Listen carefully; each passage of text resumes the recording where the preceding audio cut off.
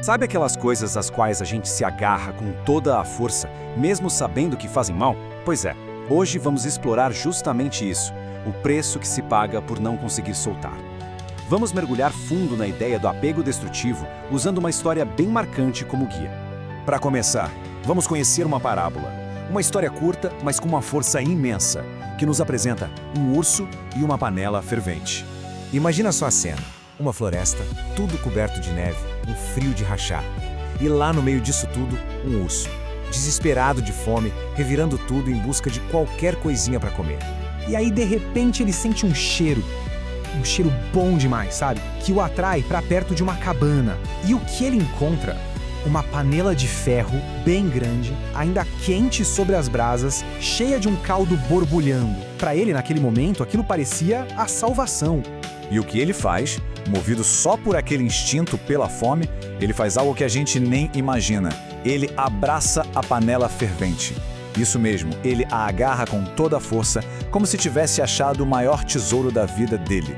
É aqui que a história vira uma verdadeira tragédia.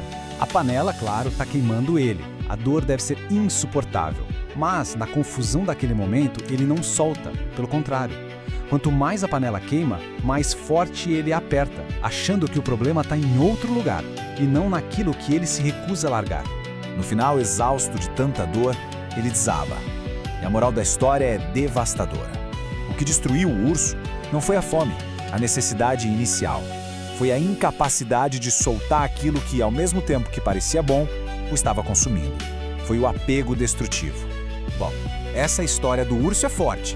Agora vamos sair um pouco da floresta e trazer isso para nossa realidade, para entender o que é, afinal, esse tal de abraço destrutivo. Porque a pergunta que não quer calar é essa, né? O que essa imagem de um urso abraçado à sua própria destruição nos diz sobre o comportamento humano? A definição do conceito é bem direta. Apego destrutivo é exatamente isso. Se agarrar a alguma coisa que parece boa, que dá um prazer ali na hora, mas que no fundo, bem devagarinho, está nos destruindo por dentro.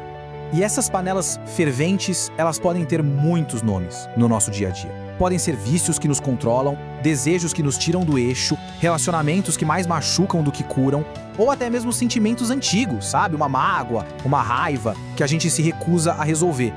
Mas por que isso acontece? Por que a gente faz isso? Para entender, é preciso olhar mais de perto para a anatomia do apego, o que nos leva a abraçar aquilo que nos machuca. Segundo a análise, a raiz de tudo está num grande engano. A ideia de que algo que é prejudicial se apresenta de um jeito muito atraente, muito desejável. É a isca que esconde o anzol, sabe? O veneno disfarçado de coisa boa. E continuar nesse abraço doloroso é visto como um sintoma de algo mais profundo, uma espécie de cegueira espiritual. É uma dificuldade de ver com clareza de onde vem o sofrimento, bem como o urso, que não entendia que era a própria panela que o queimava. E aqui a gente chega no coração do conflito. De um lado temos o prazer que é só para agora, que satisfaz o ego, mas que lá na frente cobra um preço alto. Do outro, a paz de verdade, aquela que dura. Só que essa exige um sacrifício inicial, o ato de soltar a panela, mas é o que no final traz a cura. Ok, então se esse é o problema, qual é a solução? A análise nos mostra que existe sim um caminho para a liberdade, um jeito de finalmente soltar o que nos queima. Esse caminho tem basicamente 3 passos. O primeiro é ter coragem, coragem de admitir a dor, e mais importante, de identificar de onde ela vem. O segundo é o ato de soltar a panela, ou seja, abrir mão daquele prazer imediato. E o terceiro é escolher a renúncia, é decidir que a cura e a paz valem mais a pena. E esse ponto é fundamental. A cura não é algo que simplesmente acontece. Ela exige uma escolha. A libertação depende de uma decisão consciente de renunciar àquilo que nos aprisiona. Isso tudo nos leva, então, para a conclusão, para a escolha final que define tudo. A reflexão nos leva a uma verdade dura, mas que também liberta. É bem simples. Se alguma coisa te domina, algo que você não consegue largar, então, por definição, você já não é livre de verdade. E este princípio é resumido de forma brilhante neste versículo. Ele fala da diferença entre poder fazer algo e ser dominado por algo. A liberdade real não é poder fazer tudo, mas sim ter o poder de não se deixar escravizar por nada.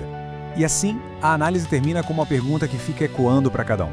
A questão se torna pessoal e imediata. Qual é a panela fervente que precisa ser solta? O que precisa ser deixado para trás hoje para que a cura possa finalmente começar?